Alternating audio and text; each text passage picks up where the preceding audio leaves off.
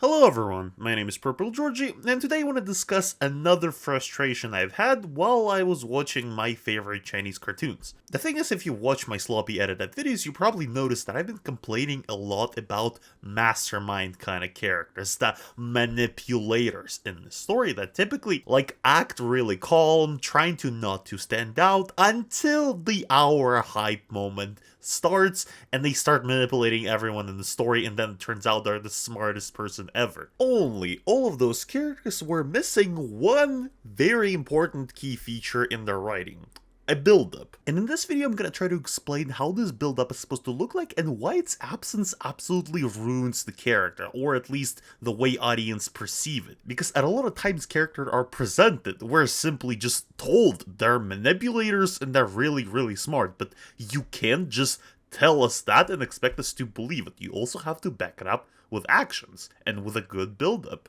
Because without a good build-up, the reveal that the character is actually a mastermind and he outsmarted everyone and even the audience is going to feel shallow, because there's not gonna be this moment of gotcha the audience is going to feel. They're just going to be really confused, and it's going to feel more like a plot hole problem rather than an actual smart move. I'm going to use two examples from pop culture, one not really popular and the second one which is really popular and I'm sure a lot of you actually know. Leave a like if you enjoy my rage bait, subscribe if you hate my annoying voice, and okay, let's get into the topic. Alright, how many of you have actually seen anime Undead, Unluck? Because this anime is relatively not that popular despite it being actually really good.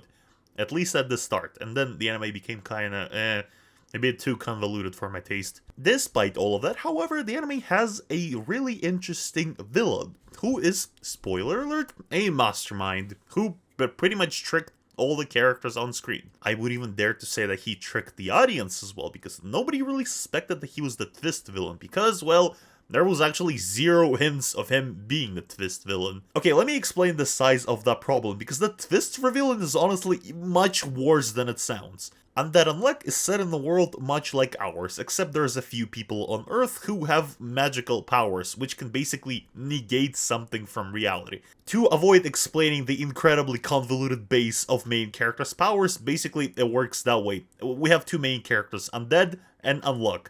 They both negate death and luck. Therefore, one character can't die, and one character cannot be lucky. Since it's a shonen, most of the time characters of course spend time fighting monsters, who in that case represent some sort of form of sin, of humanity, or something like that. They are supported by the shadow government-like organization, which is basically this world version of Justice League, except one of those characters, this cowboy, whose name is Billy Alfred, which is the lamest name for the twist villain I've ever heard, turns out to be a villain. And the thing is, the twist of this character being a villain is not even, really stupid, it's just incredibly undeveloped. Literally, the entire screen time of this character before this reveal consisted of him just being a nice side character. Basically, throughout all the episodes, we spent a little bit with each member of the cringe Justice League. Narratively, all of the 10 characters feel pretty much the same. They're righteous heroes who are trying to save the world from destruction, and they all have some sort of trauma that is connected to their powers. Not every character gets a sad backstory. As a result, Billy doesn't really stand out. Most of the time, he just looks like a typical shonen background good guy who is just, again, on the background and helps occasionally when needed. Again, I want to point out, he is on the side of the good guys. He's always helping the main characters. There's not a single scene where he's doing anything suspicious. In one of the scenes, he even helps a Russian girl stuck inside of invisible ball, don't ask. He helps her get food and feeds her a cake. Which, yeah, again, looks like that. Don't ask, that's part of her superpower. And that really doesn't make any sense that in the last episode, when it's revealed that there's another secret organization which is even cringier version of Justice League, he turns out to be their leader, and apparently he's been doing all of that good stuff because he needed to steal some magical MacGuffin that the good guys had. And he didn't steal it before the finale of the season because the twist needed to happen at the end of the season so that we had a cliffhanger for the rest, right? Yes, right. So this writing is really weird, and that really kills a lot of the tension because you realize, oh yeah, this character was made pretty much just solely for this plot twist. And I want to specifically point out its problem not because he's a villain, but because his writing is literally not finished. Why was Billi so nice to everyone? Why exactly didn't he steal the artifact before the near finale of the season? Why was he so nice to Tatiana? He ended up, like, manipulating her, getting into her trust, pretending to be her friend, but it never went anywhere. He just did it so later he can say, haha, I'm actually evil. So there was like a sad moment where she realized he's not actually her friend. But that's about it. And it's because of that there's no, like, retroactive payoff because of that. Like, there's no scenes that you would rewatch and they would feel different because now you know that this character is actually a villain and he's manipulating those characters. The scene feel the exact same way. He was just acting nice towards Tatiana because at the time he needed to act that way because plot required him to, basically. His motivation, by the way, is not much more interesting as well. Okay, I suppose that goes for a lot of characters. And essentially, literally all the characters, bad and good ones, in here have one clear goal. Killing God. Yeah, in here the established figure of quote-unquote God is the person who destroys and recreates the world in an infinite time loop. Whatever. Go watch the anime again. Like I said, it's pretty good if you're interested in the subplot.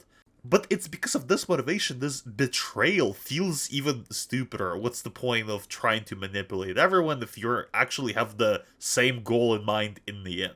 Like, this kind of feels like a redundant plot twist.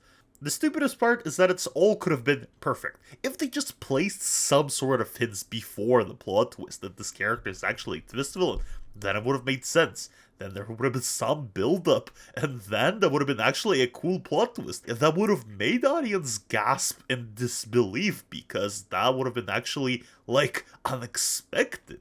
Here's a small suggestion, for example. We have an alter ego for one of the main characters, Victor, who is more wiser and more old creature. He has been living since basically the dawn of time, and since he's so smart and strong, he doesn't appear that much in the story. So how about we use that? Since we already have a scene where Victor fights the whole Justice gang, we could have just made a small scene where he fights Billi and just comments on his fighting. His fighting is like too bad for a good guy or something like that, or his too cruel for a good guy or something like that. For the other character, that comment probably would have meant nothing, but for a later reveal, that would have been a great setup because it would have had a different meaning once we realized that Billi is a villain. And it could have worked, but there was just like zero build up to that reveal, unlike in the next example I want to talk about. Because in case of Eren Yeager, there is a good build-up to him becoming the manipulator and a mastermind, but this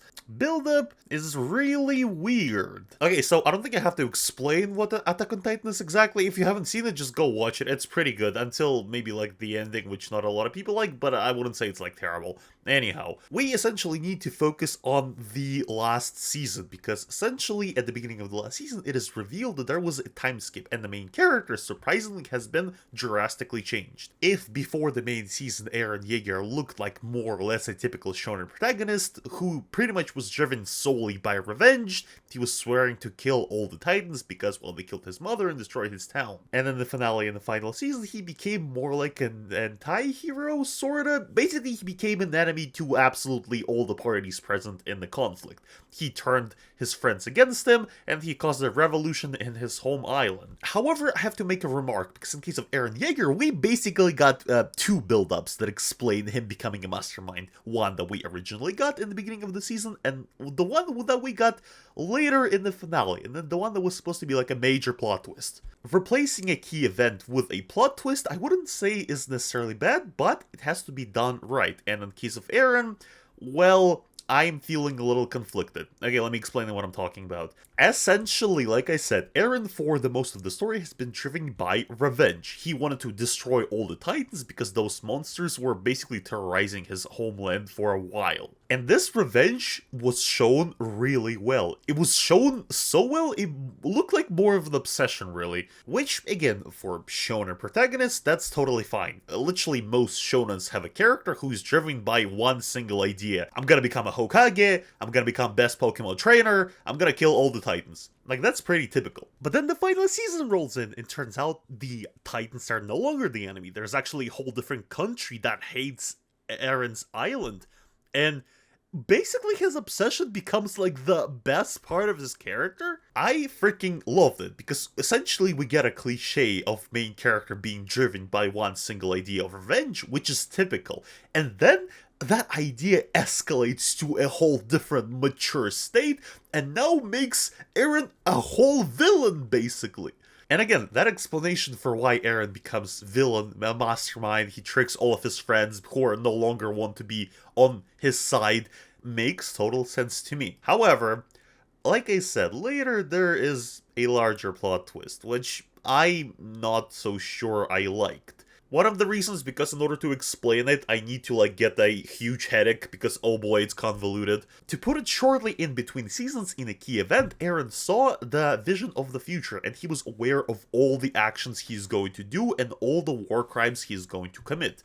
And so that is basically the new explanation that pretty much completely cancels out the previous build-up to Eren becoming a villain. Right now, he is just destined to do it. And since he saw the future vision, he realized it was unavoidable, and as a result was doing all of this terrible stuff, causing rumbling, revolution, and manipulating all of his friends.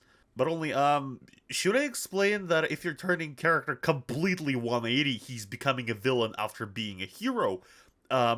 And your explanation is, he saw the future vision and he was basically destined to do it. That's kinda... Well, that's basically the same thing as having no character development, because twist, I saw that in the future and therefore I know what to do. That's basically nothing. If the character didn't do anything, he didn't have a thought process that led him to a development that drastically changed the story, that's basically nothing. In here we basically have the same thing as in the first example with Billi. What were the hints that Eren saw the future? What were the hints that this absolutely out of nowhere fantastic explanation from him becoming a villain is at all possible? They literally could have replaced this key event with anything else. He could have actually traveled back in time or back to the future, and nothing would have changed really. That plot twist would have been just as random. Well, okay, to be fair, there were occasional lines like "I keep moving forward" that Eren said, or that one flashback at the beginning of one episode, or something like that.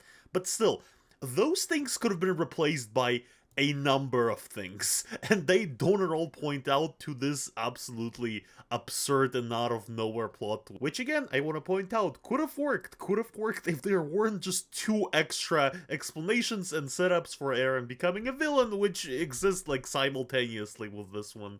But the worst part is that it's significantly weaker than the first build-up to him becoming a villain.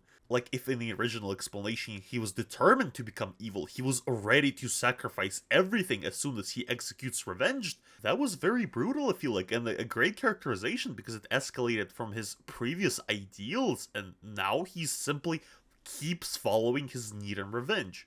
But the funniest part, even this explanation doesn't last that long, because in the finale, it's also completely scratched and thrown out the window, because right now, it turns out, in the finale, when Eren is talking to his best friend, he starts whining and crying and saying that he didn't actually want to do any of this, he didn't want to do the rumbling, he just did it only because of this future vision. That was literally the only reason, there was nothing else, and he says that he was only basically doing what he was destined to do, he was only following the script, and now he's a tragic hero who is trapped in a set of circumstances, basically. Bruh, what? I feel like even the explanation that he thought that rumbling was actually a successful way to avoid farther conflict was a better explanation for the character than this. Do I have to explain how incredibly annoying that is? Seeing a cool character who's manipulating all his friends, who manipulated his villains, into basically giving him exactly what he wanted, the means in destroying the world. And now in the end, in the finale, when he nearly did it, not only he starts whining and saying that he didn't want to do any of that, but in addition to that, he just stops his world-destroying plan. He just abandons it and allows his friends to stop him. Just so you understand how the build-up was looking on the timeline, originally Eren wanted to kill all the Titans, he was obsessed with revenge. Then, once he realized his enemies are bigger than him, he turns on his friends, because in his head, that's the only way to stop the enemy and execute that revenge. But then later, turns out that none of that matters. He actually just saw the future vision, and he was basically following it because it's the future and it's unavoidable in his mind. But now it turns out even that doesn't matter, because you can avoid your future plans, cry about it, because, oh no, the genocide is bad. I didn't want to do it. Who would have thought?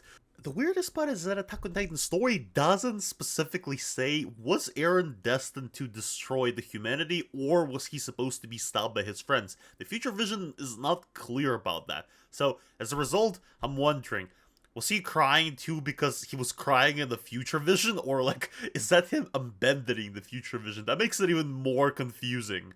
Like, I just don't understand it, because author builds up Eren as a manipulative antagonist in the last season, and then just completely twists it into him becoming a crybaby, essentially. Like, his explanation for doing this twist is that he wanted his story to have a message about ongoing cycle of hate. Essentially, no matter what you do, there's always gonna be parties hating on each other. And that's what he basically shows, because in the finale, there's still ongoing war that happens after the events of the story. So despite all the efforts of the main characters, the parties that hate each other are gonna keep hating on each other. And I don't know, perhaps that's how it's supposed to be. That message, after all, is not bad. But in my opinion, that completely ruins Eren's character. Because like I said, he has one build-up, then he has another build-up, then that build-up is also screwed. Now there's a third explanation for why he became a villain. Like, I don't know, I feel like if you're going a certain direction for literally 99% of the story, you better stay on it. Because switching up entirely in literally the finale is kinda stupid. Essentially, this finale makes a badass main character who's established as a badass manipulator so pathetic. But in the end of the story, it's so weird, because Eren becomes an anti-hero and a manipulator, not because he wanted to, or chose to, but because the story basically ran out of explanations. But, however, I don't know, maybe I got something wrong. Tell me in the comments if you disagree with my takes. Maybe there's something I am missing. And I feel like that is it for today. Like, subscribe, and see ya.